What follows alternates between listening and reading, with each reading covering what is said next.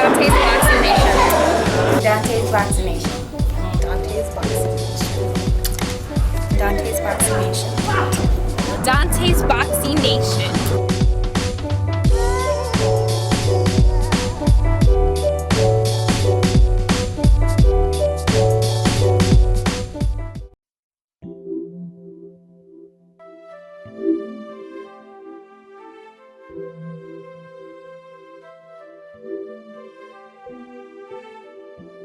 Dante's Boxing Nation, what's going on, guys? Well, I tell you, man, the news just keeps getting better and better as the year progresses, right? And we are only in February. Well, this is pretty much breaking news right now, and I just recently reported that Vasyl Lomachenko versus Nicholas Walters is a done deal, according to Top Rank's Bob Arum. And now we hear today that Anthony Joshua is going to be facing the IBF heavyweight champion, Charles Martin. This is a great matchup, very competitive matchup. It's a step up for both of these guys, but I think this is more of a step up for Anthony Joshua. Even though Anthony just knocked out Dillian Whyte, I just believe because of Anthony Joshua's style, because he fights somewhat of a flat-footed style. You know, you would think Anthony Joshua will fight more like a Riddick Bowe, more like a Vladimir Klitschko because he has the height. But he doesn't like to fight like that. Anthony Joshua, he likes to fight on the inside.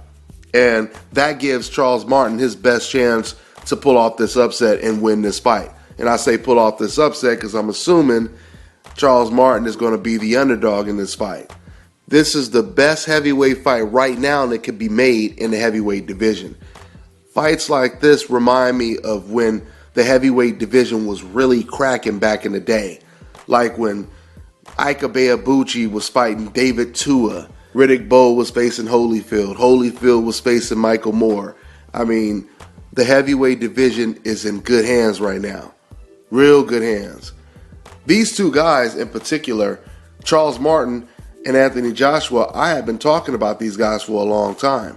We didn't get to see a whole lot of Charles Martin against Glasgow because the fight ended prematurely, but I believe that Charles Martin is one of the most skilled, one of the slickest fighters in the heavyweight division. And he's a southpaw, and he's about 6'5", 6'6". So this is going to be a hell of a test for Anthony Joshua because once again, Joshua, he likes to get on the inside and land those bombs, but he's going to be fighting against a slick fighter, the exact same height as he is, if not maybe 1 inch shorter. Not only will this fight establish a winner, but it will establish a legitimate heavyweight champion in the division. Because we all know, once again, Charles Martin's win over Glasgow was a little too premature to really call him a real legit type of heavyweight champion.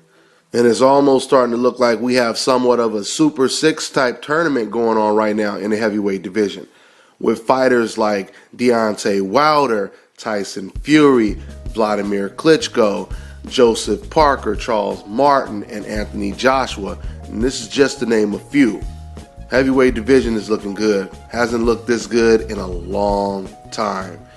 And shouts out goes to Al Haymon and Eddie Hearn for working together. This is the second time back to back that we see that Al Haymon is working with other promoters, which is what you decafs have always asked, and now the man is actually doing that as well. Another feather in his cap, right? Al Haymon is working with Tom Loeffler. Al Haymon is working with Eddie Hearn. Al Haymon is working with Oscar De La Hoya for the Khan versus Canelo fight. There is nothing you can say bad about this man. And I'm talking to, once again, the detractors.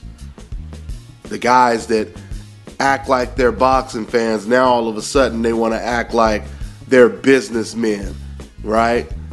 Oh, I don't care about the boxing anymore. I only care about what this guy Al Haymon does with his business. That ridiculous talk. And we really know what that all comes down to, because we know what time it is, right? It ain't nothing but a big ass coincidence. But just like my man Kendrick Lamar said, we gonna be alright. That's all I got for this one, guys. I'm on to the next one.